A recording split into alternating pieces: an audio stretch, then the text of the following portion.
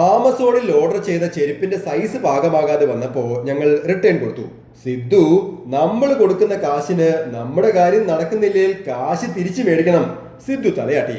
കഴിഞ്ഞ ഓണത്തിന് ഓണസദ്യ വിളിച്ചു പറഞ്ഞിട്ട് അവര് സമയത്തിന് ഫുഡ് ഡെലിവർ ചെയ്യാത്തതിന് ഞങ്ങൾ ഓർഡർ ക്യാൻസൽ ചെയ്ത് മുൻകൂറായി അടച്ച പണം ചോദിച്ചു മേടിച്ചു. നമ്മൾ ആഗ്രഹിക്കുന്നത് നടന്നില്ലെങ്കിൽ പിന്നെ നമ്മുടെ കാശ് തിരിച്ചു മേടിച്ചോണം, അല്ലേ അപ്പേ? സ്റ്റഡി ടേബിളിന്റെ ഉള്ളിൽ പൈസ കുടിക്കയിൽ ഓരോ രൂപയും കൂട്ടിവെച്ച് വലുതാകുമ്പോൾ റോൾസ് റോയ്സ് കാറ് മേടിക്കാൻ ഇപ്പോഴേ പ്ലാൻ ഇട്ടേക്കുന്ന സിദ്ധു അതൊക്കെ നന്നായി ശ്രദ്ധിക്കുന്നുണ്ടായിരുന്നു. ഒരിക്കൽ അമ്പലത്തിൽ വഴിപാട് കഴിപ്പിക്കാൻ നിൽക്കുമ്പോൾ കാര്യക്കാരനോട് സിദ്ധു ചോദിച്ചു, ചേട്ടാ, ഇവിടെ എന്ത് പ്രാർത്ഥിച്ചാലും അത് നടക്കുമോ? കാര്യക്കാരൻ സാധാരണ പിള്ളേര് പ്രാർത്ഥിക്കുന്ന കാര്യങ്ങൾ ഓർത്ത് പറഞ്ഞു, നല്ല മാർക്ക് കിട്ടാനും നല്ല ആരോഗ്യത്തിനും ഒക്കെ മനം ഒരുക്കി പ്രാർത്ഥിച്ച് വഴിപാട് കഴിച്ചാൽ ഭഗവാൻ കേൾക്കാതിരിക്കില്ല മോനെ.